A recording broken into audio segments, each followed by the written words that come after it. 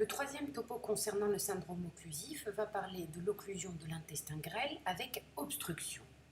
Quand on dit obstruction, cela veut dire qu'il y a eu un obstacle, le plus souvent progressif, et que surtout il n'y a pas de nécrose digestive car il n'y a pas de strangulation. Quelles sont les causes de l'obstruction dans l'occlusion grélique?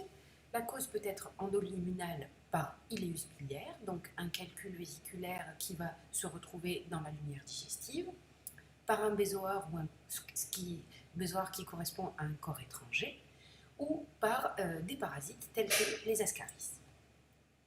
L'obstacle peut également être d'origine pariétale, donc le plus caractéristique est la tumeur. Sinon, il peut s'agir d'une fibrose ou d'une inflammation de la paroi du tube digestif, comme par exemple dans le cadre de la maladie de Crohn, qui est une maladie inflammatoire, ou dans le cadre d'une ischémie digestive. L'obstacle peut également être extrinsèque, par bride, par adénopathie, ou par carcinose péritonéale, ou tout autre processus, hématome, abcès, qui va pouvoir comprimer la paroi du tube digestif depuis l'extérieur. Nous allons voir d'abord l'obstacle endoluminal qui est le bézoar. Vous voyez ici un bézoar, c'est-à-dire un corps étranger intradigestif. À l'imagerie, il va souvent apparaître comme une masse endoluminale aérée. L'iléus biliaire, lui, va correspondre à une migration de calcul dans le tube digestif par fistulisation biliodigestive. Donc nous allons avoir une occlusion organique par un corps étranger qui est ce calcul. Ce calcul va se retrouver dans la lumière de l'intestin et nous allons voir surtout les signes de fistule biliodigestive, c'est-à-dire une vésicule biliaire vide, rétractile, qui contient de l'air, ce qui va signifier de manière directe que cette vésicule s'est fistulisée dans le tube digestif. Nous allons voir un exemple. Donc voici un scanner abdominopelvien réalisé dans le cadre d'un syndrome occlusif chez une patiente connue pour ayant des calculs vésiculaires. Nous voyons que la vésicule biliaire est complètement rétractile, vide, qu'il existe de l'air dans la voie biliaire principale et que l'estomac est dilaté dans le cadre d'un syndrome occlusif. Voilà. Nous allons maintenant regarder l'intestin grêle et nous allons voir qu'il existe une occlusion avec une dilatation importante de l'intestin grêle sur un énorme syndrome de masse qui a l'air extrinsèque, pas endoluminal, et qui correspond à une macrolithiase vésiculaire. L'amont est plein. L'aval est plein. On va maintenant voir l'obstacle pariétal dans le cadre de la maladie de Crohn. La maladie de Crohn est responsable d'une inflammation qui va se transformer en sténose, qui est la complication la plus fréquente de la maladie de Crohn.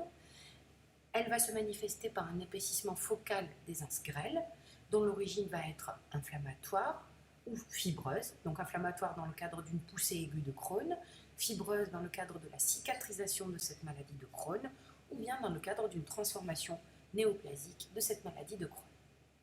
Nous allons maintenant voir le cas d'une dame de 50 ans qui est connue pour être porteuse d'une maladie de Crohn depuis plus de 15 ans, qui n'était pas en poussée et qui se présente avec un syndrome occlusif. Nous voyons qu'il existe d'importantes anses dilatées et quand on regarde, on va voir qu'il existe une anse complètement plate, avec un aval plat et surtout un amont très très dilaté de manière chronique avec beaucoup de feces sign.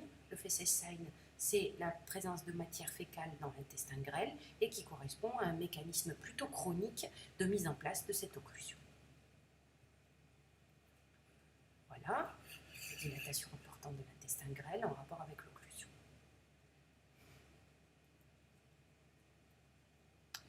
L'obstacle pariétal dans le cadre de l'ischémie, un cas de plus en plus...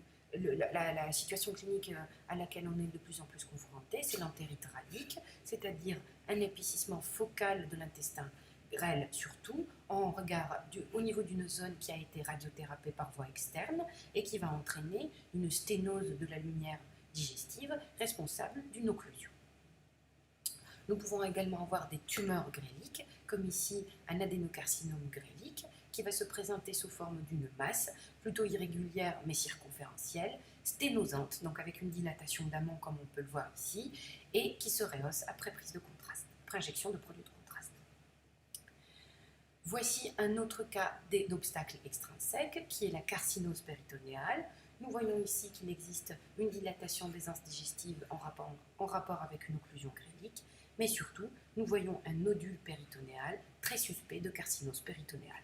Dans ce cas, c'est le nodule qui est venu appuyer sur la lumière digestive et empêcher le contenu digestif de progresser normalement et donc entraînant une occlusion grélique. Nous allons maintenant voir le cas de la bride simple qui représente plus de 50% des occlusions gréliques. Ce qui est très important, c'est de différencier l'occlusion extrinsèque par bride simple de la strangulation. Dans le cas de l'obstruction, il y a juste une bride, donc qui est une cicatrisation, une forme de cicatrisation du péritoine, le plus souvent post-opératoire, qui va entraîner une diminution de la lumière de manière extrinsèque. Dans le cas de la strangulation, il se passe qu'une anse complète va rentrer au sein d'un orifice formé par cette bride et il y aura strangulation parce que le méso va être aussi dans cette bride et le méso contient les vaisseaux qui vascularisent ce segment digestif et donc il y aura défaut de vascularisation. Dans ce cas, c'est une urgence chirurgicale car il y a un risque de nécrose, alors que dans le cas de la bride, on peut essayer de voir si l'occlusion cède médicalement.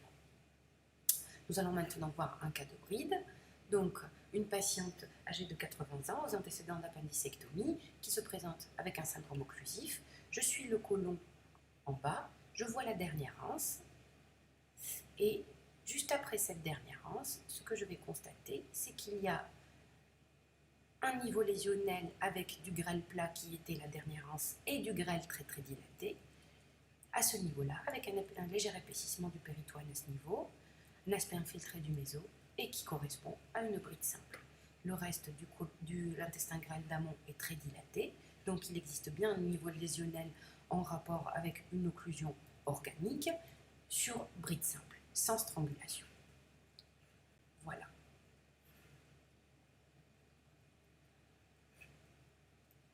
Une fine lame d'épanchement dans le cul-de-sac de Douglas réactionnel. Voilà. Donc, c'est fini pour l'occlusion intestinale sur obstruction. Prochain chapitre, occlusion colique. Merci.